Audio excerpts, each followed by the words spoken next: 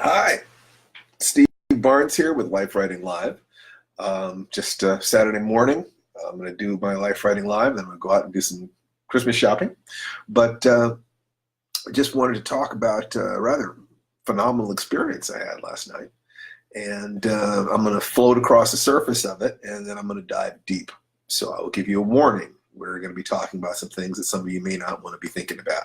But at any rate, first of all, I'm going to talk about Spider-Man Into the Spider-Verse. It is a revolutionary piece of cinema. It's a tale of an alternate Earth Spider-Man, Miles Morales. It's told in CGI animation that ranges from realistic to Looney Tunes, depending on the mood and tempo of the scene. And what at first seems kind of jarring becomes, as we continue, it's something we've never seen before. It's like watching a comic book brought to life in the very best sense of the words. It's not only matches, in some cases eclipses previous live action animated versions of the character, but it has the astonishing visuals of Yellow Submarine crossed with 2001: A Space Odyssey. I mean, the story deals with a master criminal, the Kingpin, voiced by Liev Schreiber, who unleashes a rip in reality while he's trying to bring his dead family back to life. And in the process, he unleashes spider heroes from multiple timelines. Against this bizarre backdrop is the origin story of a kid named Miles Morales, bitten by a radioactive or genetically altered spider, who knows? And he's given powers he doesn't know how to control. Really, that's all you need to know about the movie. Other than it works. It really works. Improbable. Even the most bizarre iterations of the character. And what would that be? Kimiko Glenn as a Japanese Peony Parker riding a giant Tamagotchi? Would it be Nicolas Cage as Spider-Man Noir, a black and white version of himself who talks like a Mickey Spillane character? Would it be John Mulaney as Spider-Ham? Such a Bugs Bunny variant they have to discuss when they're violating Warner Brothers copyrights. I mean, this is amazing stuff. And each has their own tone, their own look, their own feel, and it isn't just a gimmick. That's what you have to understand. It all comes together thematically amid visuals so psychedelic you'd wonder whether or not they were selling hash brownies at the concession stand. Wow, just wow. Really amazing, Spider-Man. Well done. It's instantly on the upper echelon of superhero films ever made. And if you have any childhood left in your heart, it's one of the best movies of the year. Just go see it. Okay. And you might want to turn this off now, because now I'm going to get more serious about some issues that I discuss have to do with culture and consciousness and race and society. Okay. So here we go. Last night, I watched the light go back on in my son Jason's eyes. Allow me to explain. Earlier yesterday, I watched the teaser trailer for Avengers 4, Infinity War Endgame. It looked intense and spectacular, of course, but I felt no thrill at all.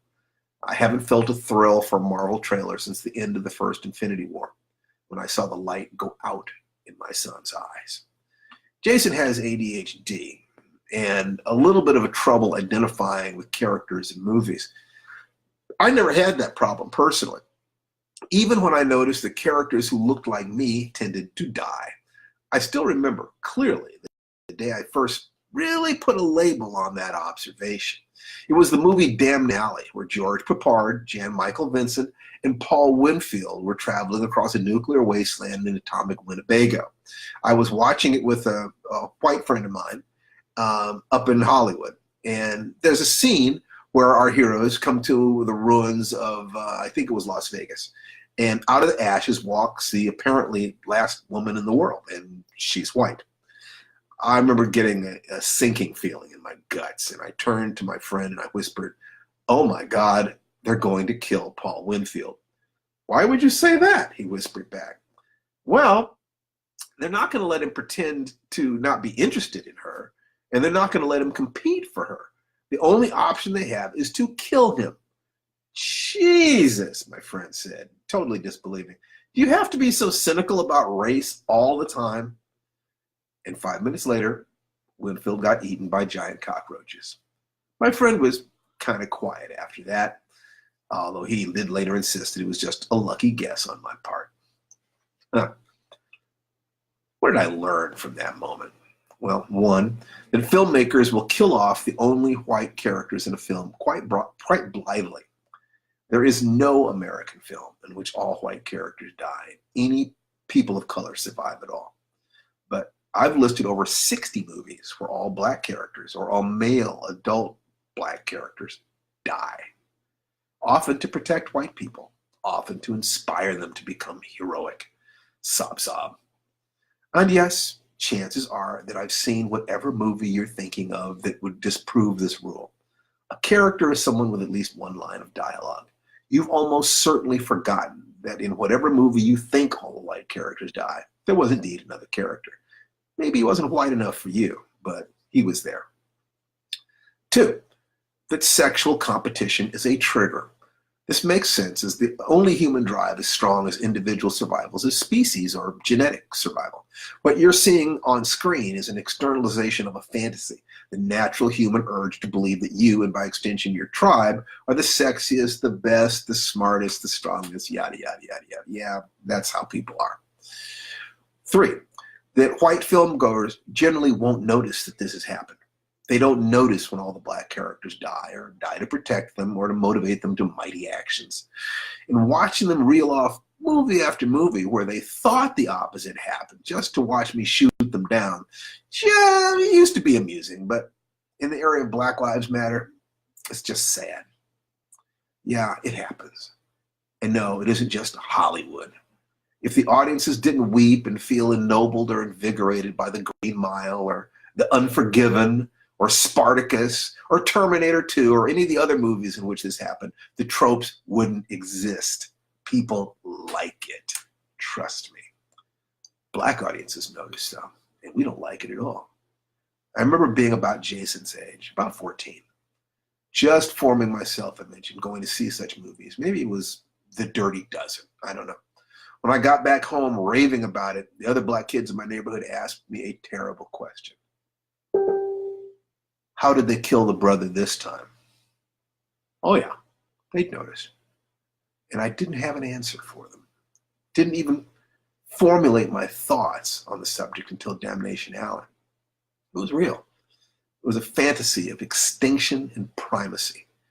Well, I've seen a couple of movies in which all the white characters die. They were Asian films.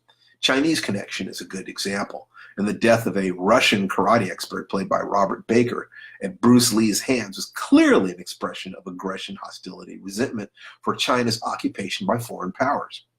We are not sick men, Bruce snarled, and Hong Kong audiences exploded. They went berserk. Remember, they were still a British colony at the time. That inferiority complex vented itself in an image of throat-chopping murder, okay?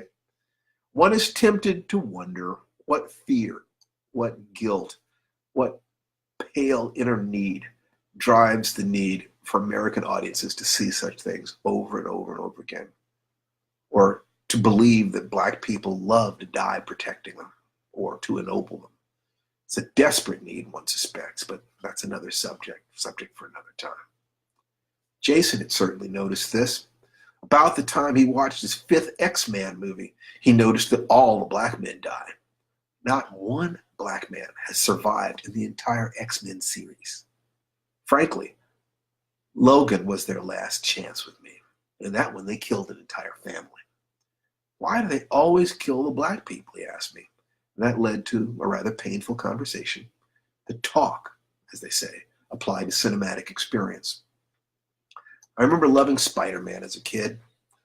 The most famous sequence in the entire canon just might be the one where Spider-Man, Peter Parker, is trying to rescue his dying Aunt May by recovering stolen isotopes that were ripped off by 8-armed Dr. Octopus in a 007-style underwater lair. Doc Ock has Peter dead to rights, but the enraged Spider-Man just tears through him and his henchmen as if they're made of butterfly wings. I mean, it was amazing to see what happened when Peter Parker really got angry.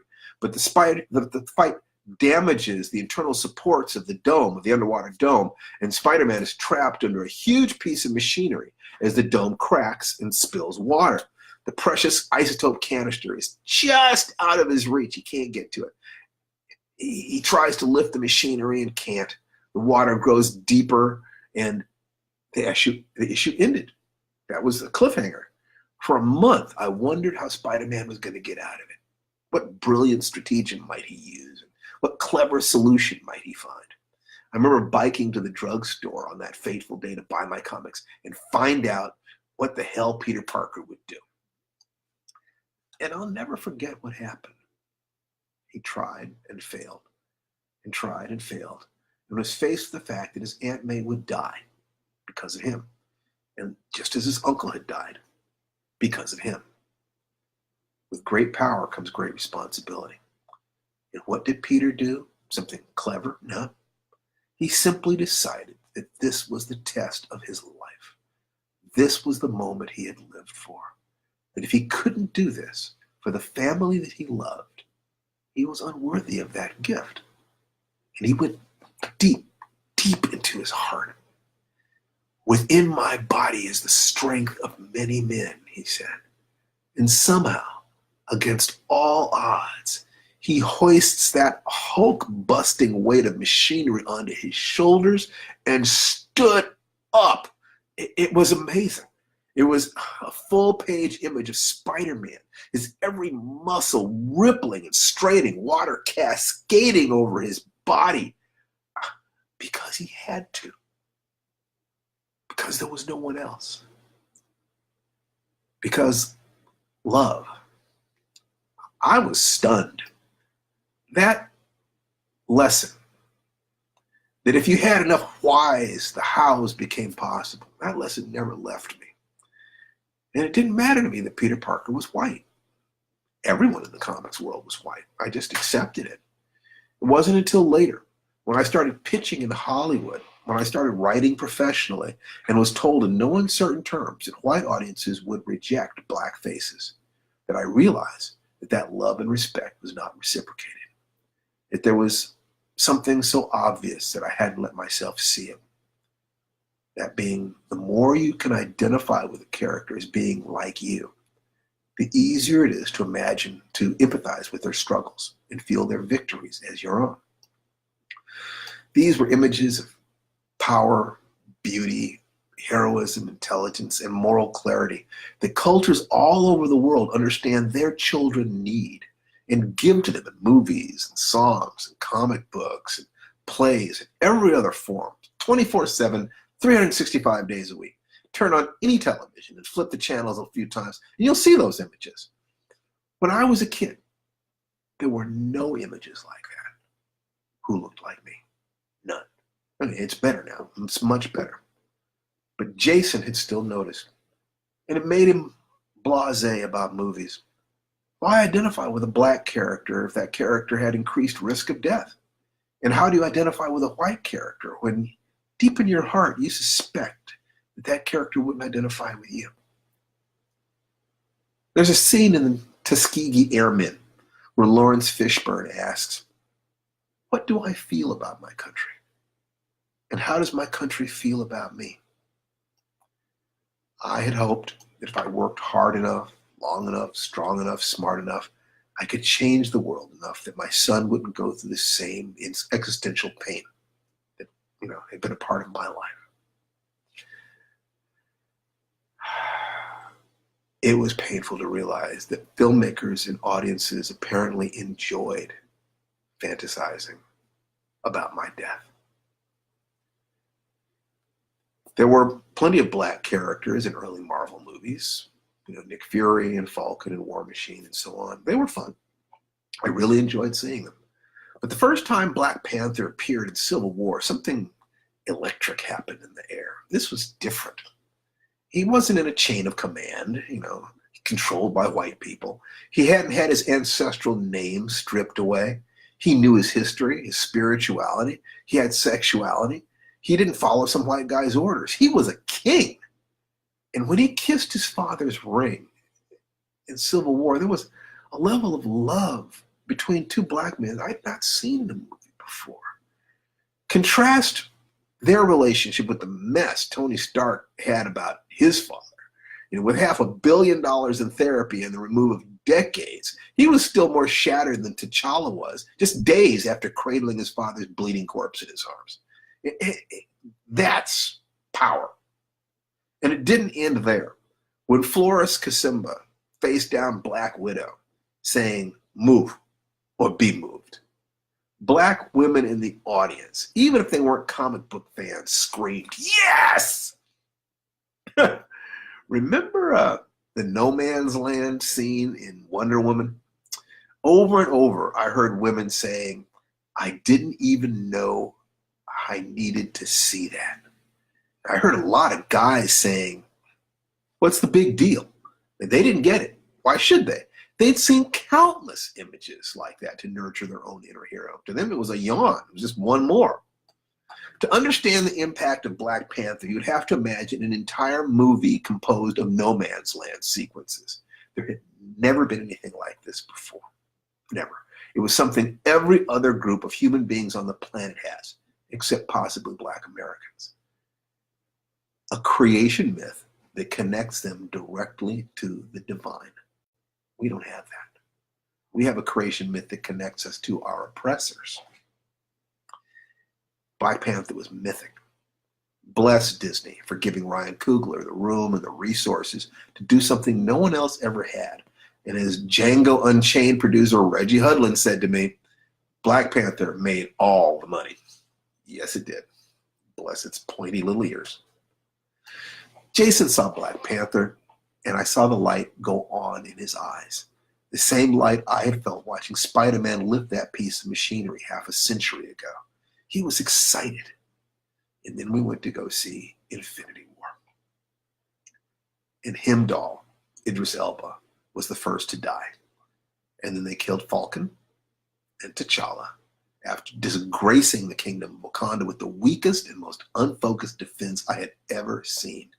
Only the disabled War Machine survived, a man who's totally owned by a white guy who didn't create his own technology and frankly would not be considered sexual competition, spinal damage being what it is. And the crowning insult, after multiple movie absence, they brought back Nick Fury at the very end of the stinger only to kill him so white audiences could cheer a white superhero coming back, Captain Marvel. I was stunned. I mean, I really was. Don't even try to tell me this was random distribution of Thanos' snap. Original and white Avengers survived that movie. Every one of them. Do I have to wonder if the decision makers, all the core producers, writers, directors were pale? That it never even occurred to them how it would feel to a boy with few superhero role models to watch that massacre? Of course I know those characters are coming back. Don't insult my intelligence. A number of readers pointed that out to me, and I wonder if they didn't think I knew that. Predictably, most of the people who tried to argue with me about this also have very notably displayed very little sympathy towards Black Lives Matter or the concept of taking a knee or police shootings, Trayvon Martin, and so forth and so on. They don't show much sympathy for that. I wouldn't expect them to show much sympathy for this either. Their opinions, frankly, don't matter to me. Jason was born into a world of Tamir Rice and Trayvon Martin, and he watched those Infinity War images. I watched his face. I saw the light kindled by Black Panther go out in his eyes. In the real world, his life was not as precious. He was surrounded by people who would judge, jail, fire, exclude, or even kill him in real life or fantasy. And worse, if he said something about it, his white friends would in essence tell him, "Why are you so racially paranoid? Why does everything have to be about race?" Not everything, but this sure as hell is. I can see how much the world has changed. Jason can't see it. And in sitting down and explaining that, no, it isn't worse than ever. No, things really have improved. No, white people aren't evil. They're just people. And people do shit like this. I realized how very much I'd hoped I would have to have that conversation with him. You know, like the one to move slowly and keep your hands in plain sight and never argue if you're pulled over by a cop. Yeah, that conversation. It was heartbreaking. And frankly, it broke the magic I'd felt with Marvel films. It was a sense that I couldn't trust them, that I knew, and no one could tell me different, that if the filmmakers had been diverse, they would have made different choices. They would have kept either T'Challa or Fury alive and had a better defense of Wakanda. I mean, hell, Captain America threw together a better defense of New York in about 30 seconds. And Wakanda had had years to prepare. It was a disgrace. It was contempt. The filmmakers didn't really believe in those people, those characters. Wakanda was just a neat place to stage a nifty massacre.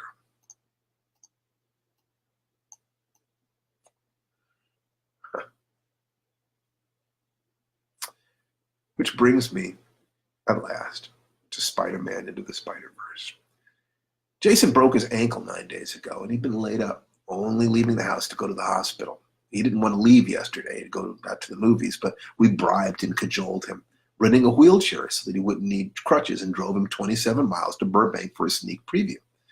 And the instant he saw Miles Morales, a kid as dark as him, with hair like him, with similar hopes and dreams and humor, I watched Jason, who'd been in terrible pain for a week, surrender to the fantasy. And when Miles began to discover his powers, Jason was smiling, leaning forward. And when the other Spider-Men appeared, he laughed and cheered. And when Miles suffered loss, there was a tear in Jason's eye. And when Miles finally tapped into his full power, unleashing spider hell on the omnipotent Kingpin, Jason was grinning from ear to ear. The light went back on in his eyes. For a little while, he wasn't a kid with a broken leg. He was Spider-Man, swinging from the rooftops, a kid just like him.